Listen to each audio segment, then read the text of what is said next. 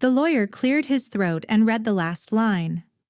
And to my granddaughter Isabella, I leave the contents of the attic storage room. Aunt Diane's eyebrows shot up. Then she laughed. Oh, that's perfect. My cousin Peyton didn't even try to hide it. Wait, she gets the junk? I sat frozen while everyone stared at me, some pitying, some amused. I didn't cry. I smiled, because they had no idea what they'd just handed me. My name's Isabella. I'm 26 years old. I work as a textile and object restoration specialist at a small history museum downtown. It's not glamorous. I live in a studio apartment with a leaky faucet. I drive a car that rattles when it hits 40. Most of my clothes come from thrift stores, which is fine by me. I know how to spot quality when I see it. I was always closest to my grandma Evelyn growing up. While my cousin Peyton was out shopping with Aunt Diane or posting selfies, I'd spend weekends at Grandma's house helping her organize the attic. She'd pull out a dress or a piece of lace and tell me the whole story behind it. Who made it? Where it came from? Why it mattered. She taught me how to identify fabrics, read maker's marks, recognize historical significance in things other people overlooked. My family thought I was wasting my time with old junk. They saw me as the quiet one, unambitious, not flashy like Peyton or Aunt Diane with their designer bags and Instagram followings. But I wasn't trying to impress anyone. I knew the value of things no one else bothered to learn. When Grandma passed, I didn't expect anything. I just hoped for one keepsake, something small to remember her by. If you've ever been pushed aside by family, subscribe right now and tell me where you're watching from. The will reading happened 1 week after the funeral, at Grandma's house. Aunt Diane hosted. She's my grandmother's daughter, and she'd been circling the estate like a vulture for years. The moment we walked in, I noticed Peyton was already wearing Grandma's diamond bracelet. The lawyer sat at the dining room table and started reading. The house went to Aunt Diane. The bank accounts were split between her and Peyton. The jewelry went to Peyton. I sat quietly in the corner, expecting nothing. Then he said it. To my granddaughter Isabella, I leave the contents of the attic storage room. Aunt Diane raised her eyebrows, then started laughing. Oh, that's perfect. Peyton giggled. She gets the moth-eaten dresses and boxes of old papers? Uncle Rick muttered from the couch. Probably worth less than the trash pickup. The lawyer continued. The remainder of personal effects and household items to be divided as Diane sees fit. Aunt Diane turned to me with this fake sweet smile. Don't worry, Bella. You can take it all. We don't need any of that clutter. Peyton leaned back in her chair. Honestly, you're doing us a favor. I was dreading cleaning that creepy attic. I felt confused, hurt. But then, I remembered Grandma's voice in my head. Some people see price tags. You see stories. Aunt Diane handed me a tiny brass key. Here, it's all yours. The family immediately moved on to discussing selling the house. They didn't even look at me. I stood up to leave. That's when I heard it. Aunt Diane was in the hallway talking on her phone, her voice low but not quiet enough. Yeah, the lawyer said we had to include her. I made sure she got the worthless stuff. She'll never know. My stomach dropped. The will had been rewritten recently, and Diane had influenced it. But I didn't say anything. I just took the key and walked out. 2 weeks later, I was scrolling through Instagram and saw the post. Peyton had uploaded a whole album, Grandma's Celebration of Life brunch, at some fancy restaurant downtown. There were photos of the whole family toasting with champagne, wearing Grandma's jewelry, smiling like they were in a magazine spread. The caption read, "Honoring Grandma with the people who really knew her." I stared at my phone. I hadn't been invited. I'd spent every Sunday with Grandma for 5 years. I was there when she got sick. I was there when she couldn't remember where she put her glasses. I read to her. I made her tea. And they didn't even tell me about the brunch. My chest tightened, but I didn't cry. I just turned off my phone. A week later, I ran into Aunt Diane and Peyton at a coffee shop. Diane's voice cut through the room, loud enough for strangers to hear. "Oh, Isabella, how's your little attic project going?" Peyton was laughing before I even answered. "Have you opened those boxes yet, or is it all just rat nests?"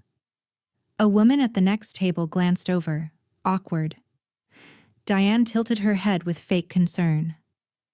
"Sweetie, if you need help disposing of it, just let me know. I'd hate for you to waste your time." I stayed calm, but I felt my face burning. Peyton added, "Honestly, Grandma probably forgot that stuff even existed." I wanted to scream, but I just smiled and said I'd handle it. They walked away, still laughing. A month later, my phone rang. Aunt Diane. Her tone was sugary. "Honey, I've been thinking. You probably don't have room for all that old junk in your tiny place." She paused. "I'll take it off your hands. I'll even give you $200 for your trouble." I gripped the phone tighter. She kept going. "It's basically garbage, Isabella. I'm being generous." I'd been cataloging the items for weeks. I knew what they were. They weren't garbage. Diane's voice got sharper. "You're being selfish, Isabella. Grandma would want the family to stay close. Don't make this difficult." Then I heard Peyton in the background, on speakerphone. "We're trying to help you. Don't be ungrateful." I finally said no. Diane's tone went ice cold. "Fine.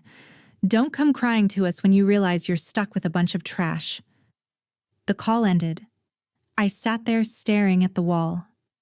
That's when I knew they wanted something, and I was going to find out what. What they didn't know was that I'd been spending every evening in that attic. The junk they'd mocked?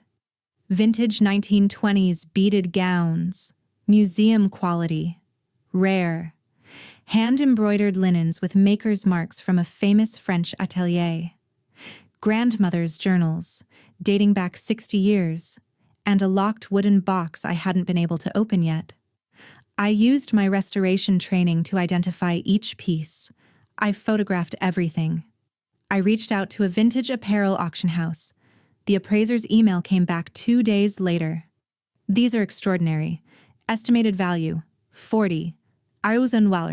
$40,000 and $60,000. I had to read it twice. But there was more. Inside Grandma's journals, I found entries that made my blood run cold. "I fear Diane is pressuring me. I've told her my wishes, but she won't listen." Another one, dated a month before she died. "I must protect what matters. Isabella understands. She always has." Then I found the locked box again. I'd been searching for the key for days. Finally, I found it tucked inside one of the diaries, a tiny brass key on a faded ribbon. I opened the box. Inside was a handwritten letter, addressed to me, dated 1 month before Grandma's death. It said, "If you're reading this, then I'm gone, and I'm sorry I couldn't protect you from them.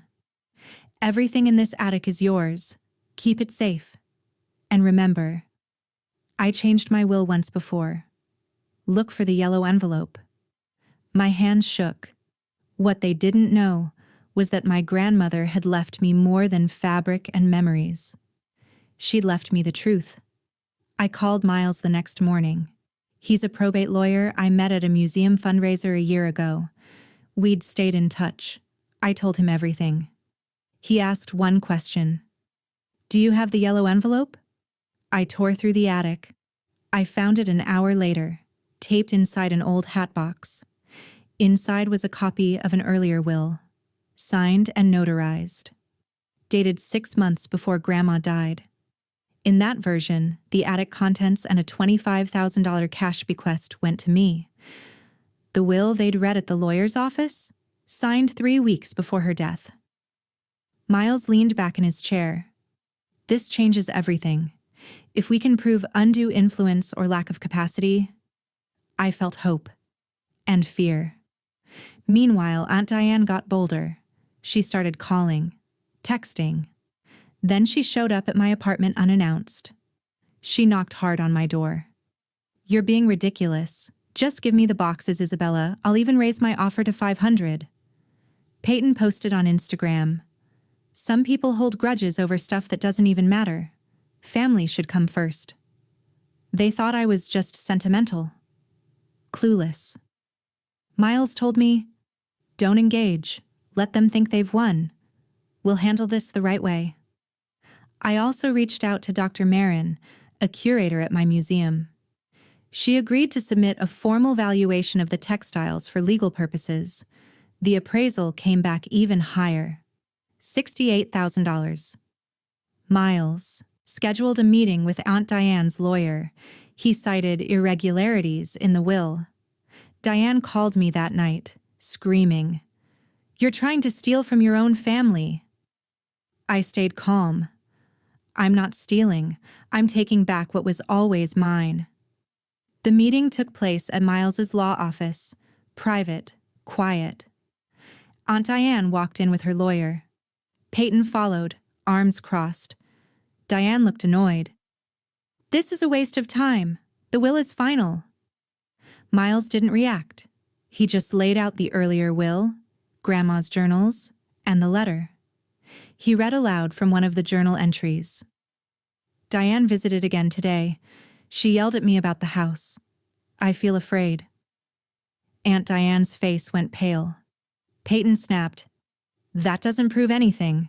Grandma was confused at the end." Miles didn't blink.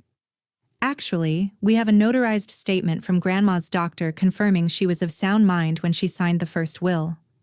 He continued, "The second will was signed during a period when Diane had isolated her from other family members, including Isabella." I looked directly at Aunt Diane. My voice was steady. "You made her feel like I didn't care. You told her I was too busy. But I called every week, Aunt Diane. You just stopped telling her." She stammered, "That's not... She wanted to give me the house. I didn't force..." Miles cut her off. "We're prepared to contest the will on grounds of undue influence. But there's more." He slid the appraisal across the table. Peyton's jaw dropped. "Wait, what?" Miles said it plainly. "The items you dismissed as junk are rare vintage couture and historically significant textiles. Valued at $68,000. I leaned forward. Grandma knew exactly what she was doing. She left me the things that mattered because she knew I'd actually value them. Diane's lawyer whispered something urgent to her. She tried to salvage it. "We can work this out. I'll split the house sale with you." I shook my head. "I don't want the house. I don't want your money. I want you to admit you manipulated her." Silence. Peyton's voice was bitter. "This is insane. You're really going to destroy this family over some old dresses?" I stood up. My voice was calm, firm. "You destroyed it the moment you decided I didn't deserve a seat at the table." Miles closed his folder. "We're filing a formal challenge. You'll be hearing from us." Diane tried one last time. She was my mother. I looked her in the eye. And she was my grandmother, the one who taught me that real value isn't something you can put a price tag on. I walked out. Aunt Diane and Peyton sat there in silence. Their lawyer shook his head. 3 months later, we reached a settlement out of court. Aunt Diane agreed to honor the earlier will's $25,000 bequest. I kept all the attic contents, valued, insured. The vintage gowns were loaned to my museum for a special exhibit. Hidden Heirlooms, a granddaughter's tribute. The plaque credited Grandmother Evelyn's Pour collection. I stood in the gallery on opening night, surrounded by the garments my family had mocked. Peyton and Aunt Diane weren't invited. A few cousins who'd stayed neutral came. They apologized quietly. I felt lighter than I had in years. Grandma's letter is framed in my apartment now. For once, their silence didn't hurt me. It freed me. I finally understood that the people who truly love you don't make you beg for proof. I don't wait for their approval anymore. I honor Grandma's memory my own way. The family group chat went quiet. I muted it permanently. If this story hit close to home, I want to hear from you. Have you ever had to fight for what was rightfully yours? Especially from family? Drop your story in the comments. I read every single one. And if you're watching from somewhere far away, tell me where you are. It means the world to know I'm not alone in this. Hit subscribe if you believe some battles are worth fighting, even when the people you're fighting are the ones who are supposed to protect you. Thanks for listening. I'll see you in the next one.